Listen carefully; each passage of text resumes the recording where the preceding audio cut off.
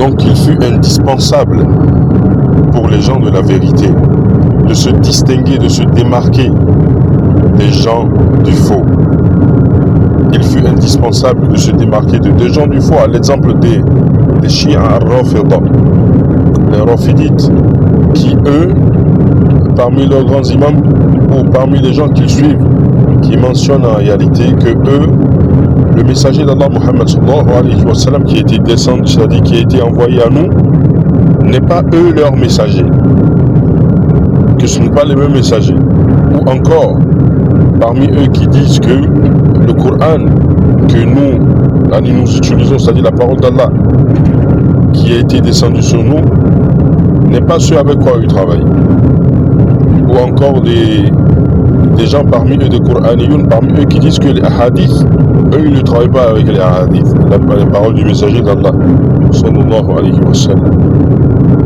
Ou encore les Khawarij parmi eux qui eux ils utilisent des jugements qui sont destinés aux mécréants, qui le collent aux musulmans, et donc qui font sortir les musulmans de l'islam, qui rendent halal leur sang, leur bien, qui le rendent halal sans raison.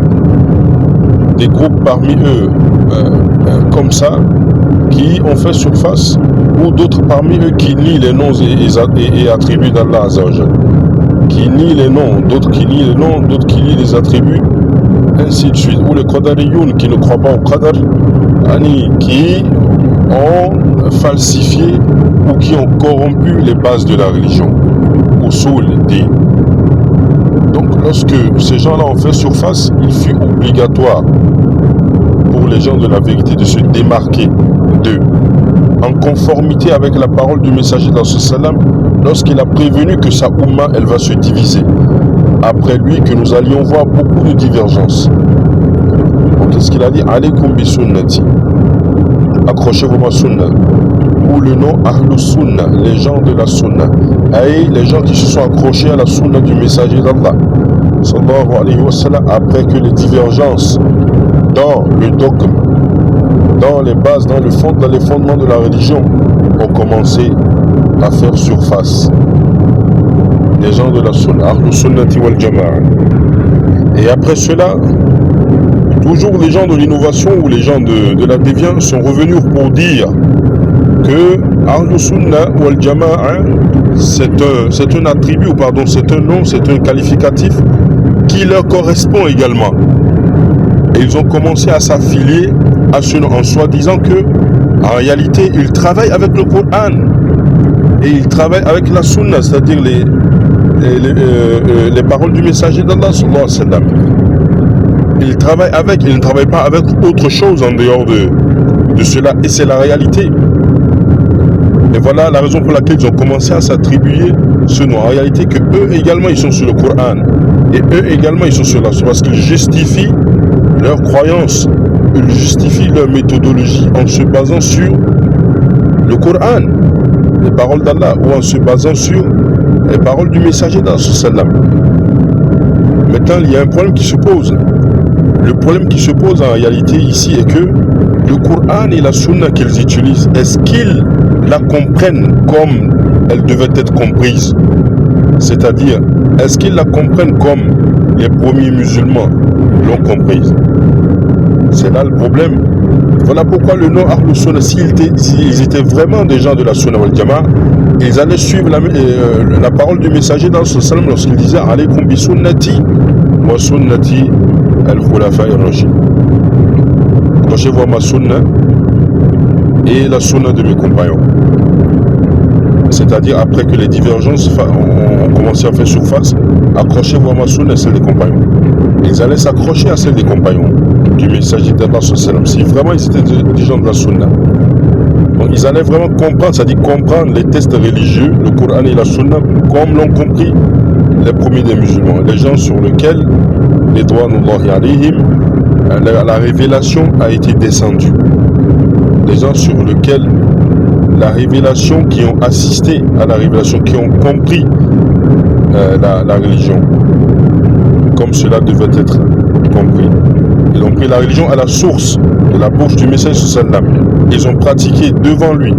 Ils ont compris Je prends un exemple très simple de compréhension qu'il a dit l'importance d'avoir la compréhension un exemple très simple qui montre l'importance de suivre le Coran et la Sunna, mais d'après la compréhension des Sahaba. L'importance de cela, la compréhension des salafs. Les Sahaba, ce sont les salafs et ceux qui les ont suivis. L'importance de comprendre. Lorsqu'Allah Azzawajal, il dit par exemple dans son livre Kitab al-Aziz, فَمَنْ لَمْ يَحْكُمْ بِمَا أَنزَلَ اللَّهُ فَأُولَٰئِكَ هُمُ الْكَافِرُونَ. Un exemple très banal. Parce qu'Allah il dit à propos des musulmans, celui qui ne juge pas avec ce que Allah il a fait descendre, les voilà les mécréants. Les voilà les mécréants. Donc, celui qui ne juge pas avec ce qu'Allah a fait descendre, du coup c'est un mécréant. D'accord?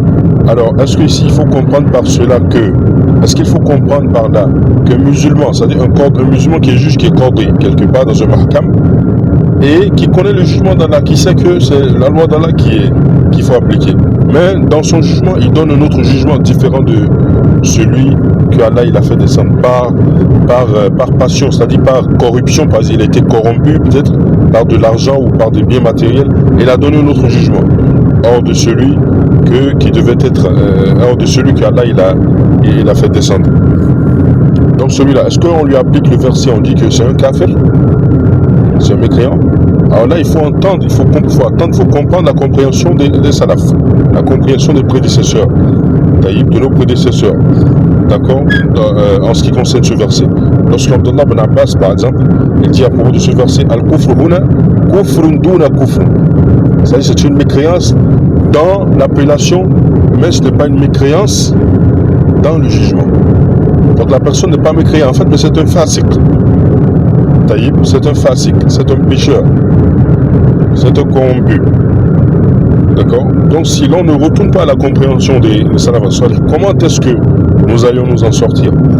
Ce ne serait pas possible. On aurait des idéologies différentes, on aurait des compréhensions différentes. Tout le monde pourrait se lever du jour au lendemain, et tout le monde pourrait se lever du jour au lendemain et mettre en place sa propre compréhension du Coran, parce que je comprends la langue arabe ou parce que je suis un poète, donc du coup j'interprète le Coran et la Sunna comme je veux, alors que les compagnons du Messie Salam, ils étaient des grands connaisseurs de la langue arabe, mais malgré cela, lorsque le verset descendait, demandaient au Messie Salam comment est-ce qu'il faut comprendre ceci, comment est-ce qu'il faut le comprendre. Donc ce sont eux nos devanciers dans la religion, dans la compréhension. Donc c'est à eux que nous nous affilions dans la compréhension de la religion. Donc voilà d'où l'appellation salaf.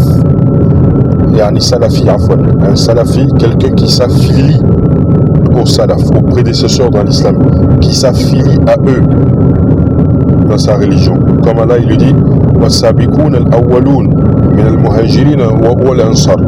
Les prédécesseurs, les premiers parmi les muhajirs et les ansar, c'est-à-dire ici les compagnons, وَالَّذِينَ تَبَعُوهُمْ بِإِحْسَانٍ, et ceux qui les ont suivis dans le bien. Donc Allah a promis à ceux-là, donc Allah est satisfait de ceux-là. Donc si, et ils sont satisfaits également d'Allah, Allah les a promis le paradis. Donc si tu t'affilies à ceux-là, bi'ihsan, sur le bien, parce qu'Allah dit lorsque tu t'affilies, ceux qui se sont affiliés à eux sur le bien, Allah est satisfait d'eux, et ils sont également satisfaits d'Allah. D'accord? Donc il faut s'affilier à eux, il faut les suivre, taba'ouhum, il faut les suivre. D'accord, dans ta compréhension de la religion. D'où l'appellation salafi. Salafi, quelqu'un qui suit la compréhension des salaf salih dans sa religion. Et il ne suffit pas de dire j'ai le Coran, j'ai utilisé le Coran, ou j'utilise le Coran et la sunna du messager dans ce sallam. Donc du coup là, je suis sur la droiture. Ça me suffit, je peux avoir ma propre compréhension. Cela me suffit. Non, c'est erroné. C'est erroné. Lorsque le messager dans son salam, il a parlé de différentes sectes en islam, que l'islam allait se diviser en 73 sectes. Lorsqu'on lui a demandé quel est le groupe qui sera sauvé, et il a mentionné ici ceux qui sont ceux sur quoi je suis. Il ne s'est pas limité à dire juste ceux sur quoi je suis, mais également mes compagnons, ceux sur quoi mes compagnons sont. compris? D'où la compréhension des salafs, l'importance d'avoir la compréhension des salafs dans sa religion, dans sa dîne. Et il est important de se démarquer, très important de se démarquer afin de se préserver soi-même et de préserver ses proches. C'est-à-dire mentionner aux gens qu'en réalité, il y a une différence entre ceci et là. Comme l'a fait le messager tout simplement. Répéter juste les paroles du message de sallam. Que dans l'islam, il y a des divergences, il y a différents types d'islam. Il y a différents vecteurs dans l'islam. Et que le groupe qui sera sauvé est le groupe qui suit le messager de sallam et les sahaba, as-salaf. C'est tout simplement. Juste répéter la parole du message. Les gens voient aujourd'hui que c'est un problème. Les gens voient aujourd'hui que le fait de dire ce hadith-là, ou le fait de dire aux gens de s'accrocher à la sunna et de délaisser les groupes déviés, les gens voient aujourd'hui que c'est quoi? C'est d'être hautain. Ou c'est d'être, c'est de diviser entre les musulmans. Ou c'est de se voir meilleur. Ya subhanallah. Alors là, il ne reste qu'à applaudir les gens qui sont sur les péchés, sur les grands péchés. Il ne reste qu'à les applaudir, qu'à les féliciter. Parce que lorsqu'il s'agit de péché, nous sommes prompts. Mais par contre, lorsqu'il s'agit de voie, de manhaj, d'innovation, de rectitude sur la voie de la vérité, nous sommes laxistes. Lorsqu'il s'agit à appeler à la voix du messager d'Allah sallallahu alayhi wa sallam parmi les musulmans, nous sommes laxistes. Parce qu'il n'y a aucun mal, il n'y a aucune honte à s'affilier à la sunna du messager d'Allah sallallahu alayhi wa sallam ou à la compréhension des salaf salih. Dans sa religion, il n'y a aucun mal à cela, il n'y a aucune honte à cela, comme l'a dit Cheikh l'Islam Ibn Taymiyyah dans son mawqif Ahl Sunnah min Ahl al-Bid'ah, c'est-à-dire la position des gens de la Sunna à propos des gens de l'innovation, à la page 63. Donc, tout comme la personne, il est fier et il est confiant du fait qu'il est sur la voie de l'islam, il est sur la ilaha illallah Muhammadur Rasulullah, tout comme il est fier lorsqu'il s'adresse aux non-musulmans, tout comme il est fier et confiant, c'est de la même manière que les musulmans, dans les musulmans, les gens qui sont sur la sunna du messager d'Allah sallam, ils sont fiers, ils sont confiants à cela. Il n'y a aucun grief, il n'y a aucun mal à cela. Parce qu'on peut être bien musulman et ne pas être sur la voie droite, comme le messager d'Allah sallam l'a mentionné clairement. Qu'il y a des divisions dans l'islam et non dans le judaïsme, 73 sectes dans l'islam et non dans le judaïsme. On parle ici d'islam, des musulmans.